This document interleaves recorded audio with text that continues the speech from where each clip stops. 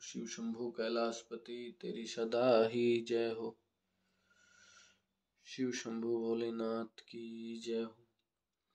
केदारेश्वर तथा भीमशंकर नामक ज्योतिर्लिंगों के आविर्भाव की कथा तथा उनके महात्म्य का वर्णन।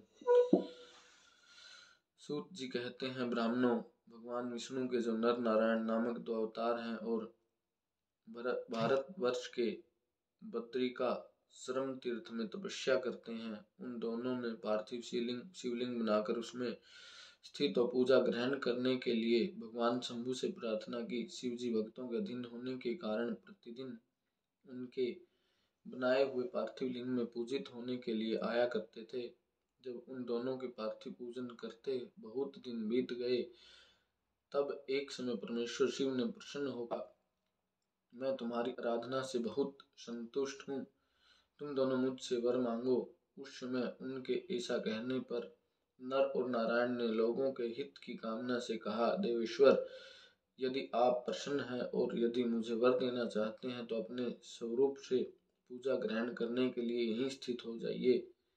उन दोनों बंधुओं के इस प्रकार अनुरोध करने पर कल्याणकारी महेश्वर हिमालय के उस केदार तीर्थ में स्वयं ज्योतिर्लिंग के रूप में स्थित हो गए।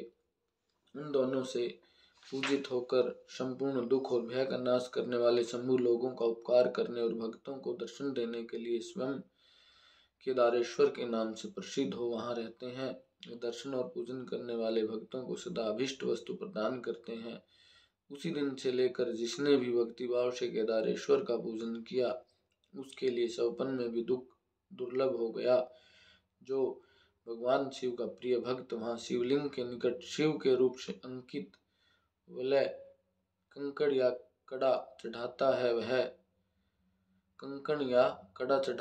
वह उस वलय युक्त स्वरूप का दर्शन करके समस्त पापों से मुक्त हो जाता है, साथ ही जीवन मुक्त भी हो जाता है।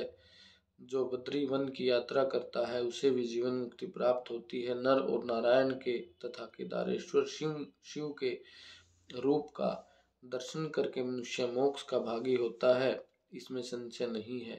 केदारेश्वर में भक्ति रखने वाले जो पुरुष वहां की यात्रा आरंभ करके उनके पास तक पहुंचने के पहले मार्ग में ही मर जाते हैं, वे भी मोक्ष पा जाते हैं, इसमें विचार करने की आवश्यकता नहीं है।